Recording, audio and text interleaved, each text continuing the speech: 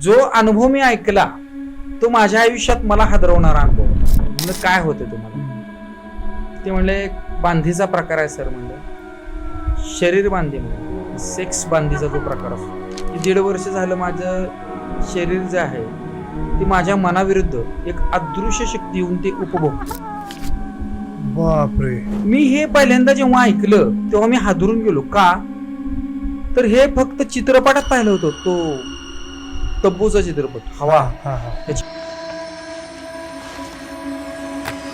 हे कसं काय शक्य आहे? रिअल लाईफ मध्ये शक्य नाही वाटतं. माझ्या नवऱ्याबरोबर जेव्हा संबंध येतात तर तो व्यक्ती 1 महिना आजारी पडतो. त्या म्हणाल्या की मला 1 जणांना मदत करायचं आश्वासन दिले, तुम्हाला माझ्याबरोबर तो विधी करावा लागेल आणि नुसती ते गोष्ट करून नाही तर त्याची तुम्हाला 1.5 लाख रुपये फी द्यावी लागेल. 10 तारखेला पहिला दिवस होता आषाढ महिन्याचा. त्यावेळेला त्यांना पारायण करावं होतं. त्यांनी पोथी वगैरे घेतली नवनाथ महाराजांची. अमावस्येच्या दिवशी त्यांचा मला फोन आला. ज्या व्यक्तीनं तिची काय बांधी केली त्याचा फोन आला आणि त्यानं कबूल केलंय की त्यानं हे केलेलं आहे.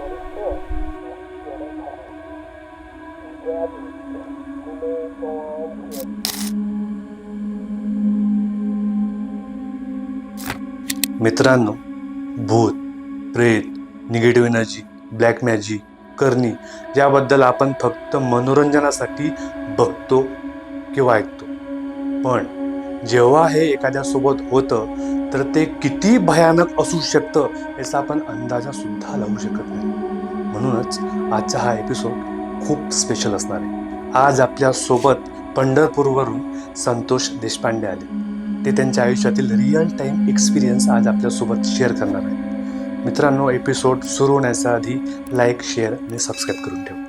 थँक्यू. सर, मागच्या एपिसोडमध्ये आपण बांधणी हा प्रकार करणीमधून पाहिला होता, तर ह्या एपिसोडमध्ये आपण काय बघणार? ऍक्च्युली बांधी म्हणून जो प्रकार आहे त्याबाबत तर आईसाहेबांनी सांगितलं होतं की ते लक्ष्मणानं ज्या पद्धतीनं हे केलं होतं तो किती ताकदवर असू शकतो. मी जेव्हा कथा लिहिली प्रतिलिपीवरती सद्गुरूंचा साक्षात्कार सगळ्यात अगोदरची, जी माझ्या जन्मकुंडलीला बांधी केली होती, त्यातनं मी सुटलो नवनाथ महाराजांची पोथी वगैरे वाचून, ती कथा वाचून एका व्यक्तीने मला फोन केला.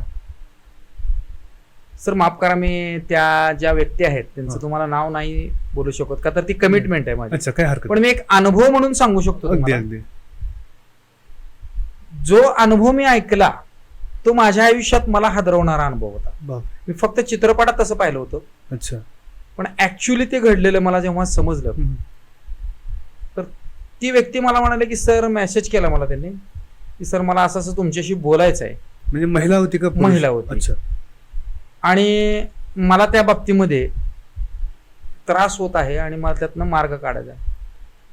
मी म्हणलं नेमकं काय आहे? ते काय म्हणाले की त्याच्या तुमच्या गायडन्स करणाऱ्या कोण आई साहेब आहेत, त्यांच्या मार्फत म्हणा, तुमच्या मार्फत म्हणा, मला त्यातून मार्ग काढायचा आहे. म्हणजे काय होते तुम्हाला?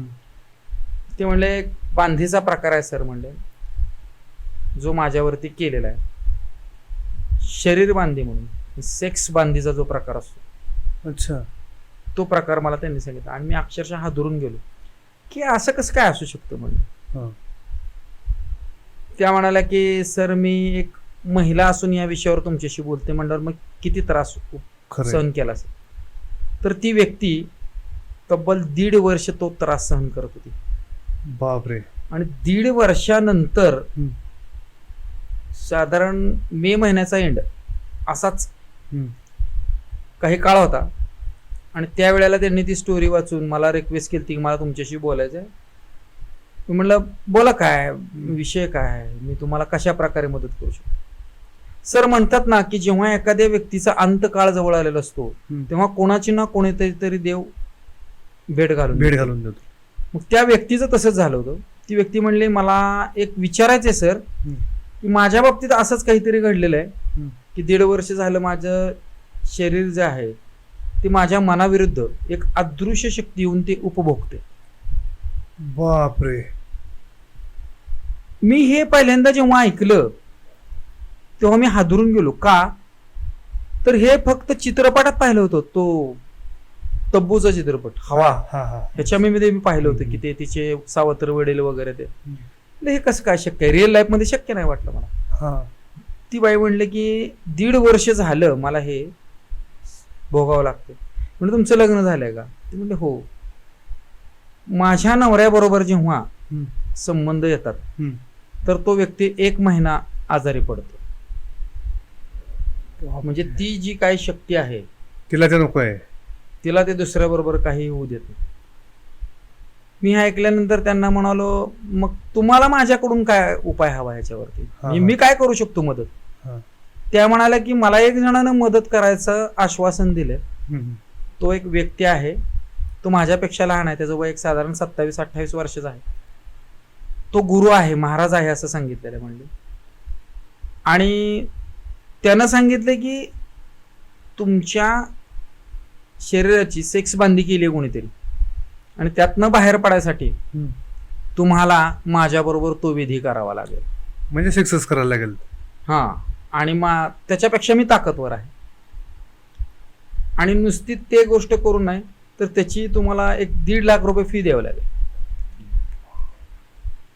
ते म्हणलं हे काय सांगताय म्हणलं तुम्ही, असं नसतं हे भीषण आहे म्हणलं. Sir direct. भीषण म्हणजे विचारच करावा लागलो हे कसं काय शक्य आहे.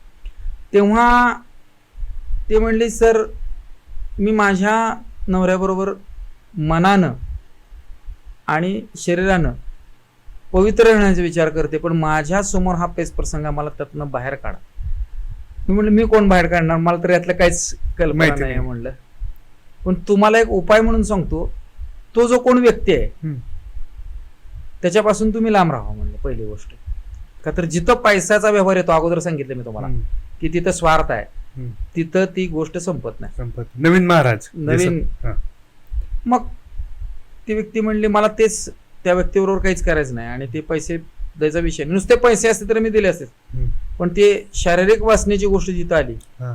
तिथं ती गोष्ट मला नको आहे. पटली नाही. आणि बरोबर. तुमची मी जी कथा वाचली हम्म. त्यात तुम्ही ते नवनाथांचं पारायण वगैरे सांगितलं. मी म्हणलं पहिली गोष्ट त्या व्यक्तीपासून तुम्ही दूर राहा. दुसरी गोष्ट मी तुम्हाला सांगतो की तो जो काय म्हणला की जगात दुसरा कुठला उपाय नाही ते केल्याशिवाय, हम्म. ते पहिल्यांदा सगळं खोटं आहे म्हणलं. हम्म. जगात एकच ताकद आणि एकच शक्ती ईश्वरी आहे, म्हणजे नाथ संप्रदाय ते नवनाथ महाराज, बरोबर. दत्त महाराजांचे शिष्य. त्याच्यावर विश्वास ठेवा. या अशा गोष्टीमध्ये सर्वात शक्तिशाली काय जर असेल ताकदवर तर ती आहे म्हणलं. ती म्हणले मी कसं करू शकते सर म्हणलं मी माझ्या परीनं जे जमल ते मी तुम्हाला सांगतो, तुम्ही त्या पद्धतीने हे करा. मग त्यांनी मला विचारलं की काय करावं लागेल. साधारण 9 जूनच्या दरम्यान अमावस्या होती. मी म्हणलं मी स्वतः तर तुम्हाला काय उपाय सांगू शकत नाही, हम्म. मग ज्या व्यक्ती आहेत त्यांना मी विचारतो असं असं आहे का, तर मला तेवढी आदेश नाही ना की आदेश ताकद नाही. नाही की बाबा मी तुम्हाला काय सांगणार. हम्म. मी आईसाहेबांपाशी गेलो, म्हणलं असं असं एक तर ते मला म्हणलं की तुझी उपासना तेवढी नाहीये की तू कोणाला काय सांगावं म्हणून, हम्म. पण त्यांना संकल्प सांग. मग मी म्हणलं आईसाहेबांना की ते त्यांच्यावर ज्याने कोणी काय केलंय हम्म. की त्याला काय होऊ नये. हम्म. मला असं वाटतं की माझ्या माध्यमातनं हम्म. वा आपण कोणाला संकल्प सांगणार असला तर त्याचं वाईट होऊ नये. म्हणलं त्या फक्त जी काय घडलेली घटना जी बाधा आहे ती निवारण्यासाठी संकल्प सांगू. संकल्पामध्ये ताकद असते सर, हा. आणि तो सांगायचा असतो हे मला त्यावेळेला समजलं. मग त्या व्यक्तीला मी ते संकल्प सांगितला, आणि 10 तारखेला पहिला दिवस होता आषाढ महिन्याचा. त्यावेळेला त्यांना पारायण करत होतं. त्यांनी पोथी वगैरे घेतली होती नवनाथ महाराजांची, त्यांना 3 पारायण सांगितली होती. अमावस्येच्या दिवशी उद्या आता पारायण करणार आहेत, त्यांचा मला फोन आला आणि त्या मला म्हणायला लागल्या सर मला असं असं ज्या व्यक्तीनं तिची काय बांधी केली त्याचा फोन आला होता, बापरे. आणि त्यानं कबूल केलंय की त्यानं हे केलेलं आहे. म्हणलं नेमकं काय केलंय. म्हणजे सर मी एक जलतरण तलावावरती काम करणारी व्यक्ती आहे, म्हणजे ट्रेनिंगचं काम करतो. तर त्या व्यक्तीने ते जलतरण तलावावरती केस कॅप असते, हा चालतात. कॅप. त्या माध्यमातून माझा केस प्राप्त केलेले आहेत, तळव्या खालची माती प्राप्त करून घेतलेली आहे. आणि ज्या गोष्टी आवश्यक असतात बांधीसाठी ते कपड्याचे धागे वगैरे प्राप्त करून घेतले आणि त्यानं ते हे केलेलं आहे, विधी केली. बांधीचं विधी बांधणी. केलेलं आहे, एक बाहुली वगैरे करून. मग मी म्हणालो की तुम्ही त्याला ओळखता का? हो म्हणले, तो तिथेच काम करणारा व्यक्ती. मी त्याला बोलले तू हे का केलंस? हा. तो म्हणला की मी तुम्हाला प्राप्त करू इच्छित होतो. हम्म. मग अशा मार्गाने नाही तर अशा मार्गाने. बापरे. ती बाई मला म्हणत होती, ती व्यक्ती, की सर त्या व्यक्तीनं मला सांगितलंय की तुम्हाला ज्यानं कोणी संकल्प सांगितलाय की त्याला सांगा की माझा यातनं जीव जाऊ नये.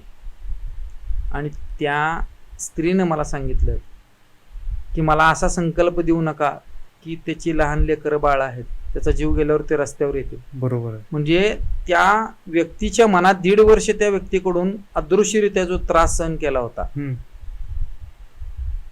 त्याचा राग किती असायला पाहिजे, पण तिथं दया निर्माण झाली लहान लेकरात. हो. आणि तिथंच तो संकल्प मी म्हणलो होतो की बाबा त्यांचं काय वाईट होऊ नये, फक्त त्यांच्या पाठीमागची बाधा झाली.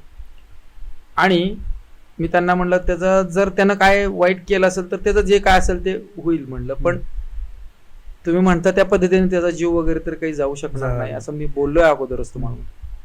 मग त्यांनी म्हणजे शक्यतो अशा गोष्टीमध्ये घडतात प्रसंग. मलाही त्यातलं एवढं नॉलेज नाही किंवा ज्ञान नाही की बाबा ते लगेच होईल म्हणून. शेवटी ईश्वरी शक्तीची जी इच्छा असेल ती शिक्षा मिळते नंतर. हो. मग त्यांनी त्या पद्धतीनं पारायणाला सुरुवात केली. तिथून पुढे तो जो घडणारा घटनाक्रम होता तो बंद झाला पूर्ण. म्हणजे त्यांना जो शारीरिक त्रास होत होता ना उपभोगण्याचा, बापरे, तो त्रास पूर्ण बंद झाला. पहिलं पारायण, दुसरं पारायण झालं, तिसरं पारायण झाल्यानंतर त्या शेवटच्या दिवशी त्यांनी एक मला अनुभव सांगितला की मला मन प्रसन्न वाटतंय. आणि सर पहाटे 2 वाजता उठून ते पारायण करत होते. पहाटे 2ला उठायच्या, 12च्या पर्यंत त्यांचं पारायण पूर्ण व्हायला पाहिजे. तर त्यांनी सांगितलं की आज एक असं भगवी कपनी असलेला एक व्यक्ती माझ्या बेडरूम पाशी आलेला आहे आणि मला त्यानं उठवलेलं आहे, चल उठ, वेळ झालेली आहे पारायण करायचं. हा. आणि त्यावेळेला पूर्ण ताकद नाहीशी झाली त्यांची अक्षरशः. तर त्यांना ती चेतना प्राप्त झाल्यासारखं झालं आणि त्यांनी ते पारायण पूर्ण केलं. आणि तेव्हापासून हा पूर्ण त्रास त्यांचा बंद झाला. मग एक इन्सिडेंट असा घडला की त्यांनी मला म्हणलं की सर तुम्ही मला उपाय सांगितला, मी त्यातनं बाहेर वगैरे पडले. हा जो काही भयानक प्रकार घडला होता त्यात एका व्यक्तीने तर माझं शारीरिक सुख मागितलं होतं आणि वरून पैसे मागितले होते. तो स्वतःला काहीतरी महाराज मागून घेत होता.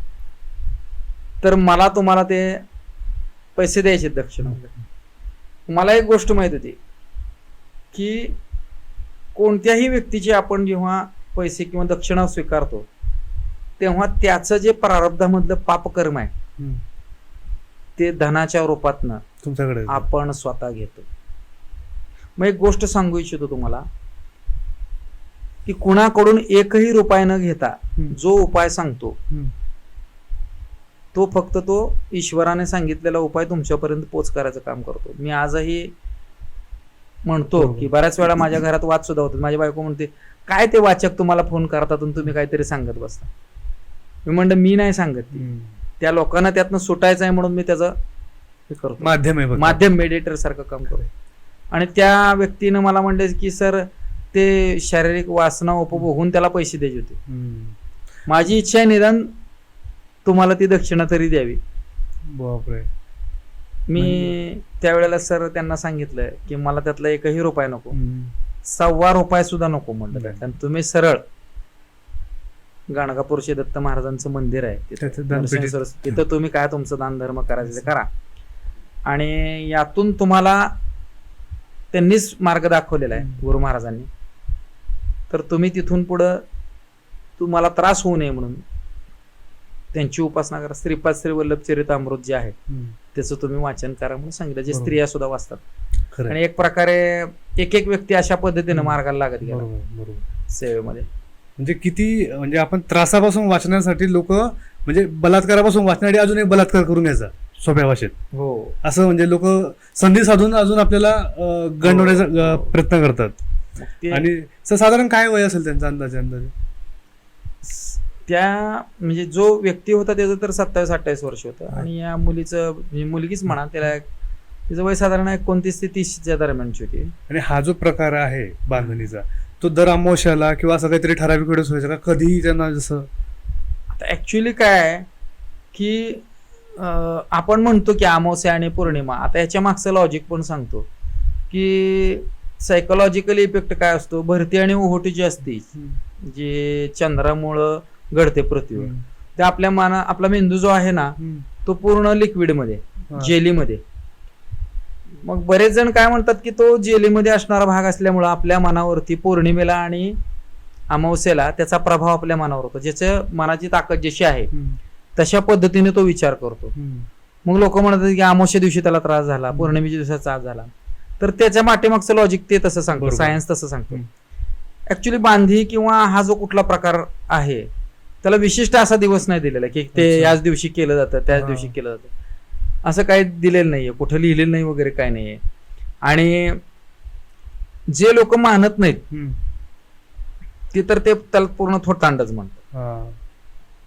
पण मार्ग जेव्हा सापडत नाही तेव्हा कुठंतरी माणूस थांबतो, तेव्हा त्याला कळतं की काहीतरी झालेलं आहे. बरोबर आहे. आता जसं तुम्ही म्हटले की बांधणीमध्ये विशिष्ट दिवस नसतो. आता सपोज तुमचं झालं तर मी पाहिजे तिथं पाहिजे त्या वेळेला तुम्हाला कंट्रोल करू शकतो, असं तुम्हाला म्हणायचं आहे. जसं त्या महिलेसोबत होत होतं की त्याला जेव्हा वाटलं तेव्हा तो अदृश्य पद्धतीने तिच्यावर ते अत्याचार ते करत होता आणि ते नंतर त्यांनी ते कमी केलं. पण खरंच एवढा मोठा अत्याचार होऊन सुद्धा त्या महिलेला आपण म्हणजे खरंच मानायला पाहिजे, दया आली. इतकं म्हणजे सोपं नाही. दया कोणामुळे आली? त्या व्यक्तीमुळे नाही आली. मुलं बाळ असतील, त्याने जेव्हा म्हणला की मला लेकरं बाळ आहेत, जेव्हा मनात दया आली तिथं त्याला माफ केलं आणि त्यामुळं तो वाचला तो. आणि ऍक्च्युली जे उपाय सांगतात ते जर चांगल्या मार्गाने उपाय सांगणारे असले, म्हणजे आता जसं गुरु महाराजाच्या सेवेतले लोक, ते कोणाचं वाईट व्हावं म्हणून कधी सांगत नाही. पण एक गोष्ट आहे बघा की तुमचं पाप जेवढ्या तीव्र स्वरूपाचं असेल, तुम्ही कोणाचं जर वाईट जर तेवढ्या तीव्र स्वरूपाचं केलं असेल तर त्यातनं तुमचा जो काळ आहे कर्म हे तुम्हाला फळ मिळतं, त्या कर्माचं फळ तुम्हाला मिळणार असं आहे. बरोबर सर. आणि ज्या व्यक्तीने हे केलेलं असतं त्यांना इंटेन्शनली समजतं का की आता आपल्याला त्याचा इम्पॅक्ट निगेटिव्हली होऊ शकतो? हो, त्या माणसाला लगेच जाणवलं त्याला. हा, मला हे पण सांगायचं होतं की म्हणजे मला सुद्धा त्या गोष्टीचं आश्चर्य वाटलं की उद्या ती व्यक्ती पाळण्याला बसणार आणि तिला अमावस्येच्या दिवशी सकाळीच फोन आला की ज्यानं कोणाला तुम्हाला कोणी ज्यानं सांगितलेला संकल्प त्यांना सांगा की मला लहान लेकरात माझा जीव जाऊ नये. म्हणजे इंटेन्शनली त्याला तिथपर्यंत लक्षात आलं की आपण जे केलेलं आहे ते आपल्यावर उलटू शकतं. म्हणजे संकेत देतात. आता बघा, चांगले काही घटना घडणार असल्या तर आपल्याला चांगले संकेत तसं वाटतं. हा, तसं वाईट घटना करणाऱ्याला सुद्धा तसं जाणवत असतं. त्याशिवाय ते होऊ शकत नाही. म्हणजे तात्पुरता तुम्हाला ते वाटतं की तुम्ही सगळं कंट्रोल करताय, पण टाइम फिरतो आणि तुमचा ते उलटतं आणि तुमचा जीव सुद्धा जाऊ शकतो. म्हणजे विद्येचा कसा वापर करावा यातून हे आपल्याला दिसतं.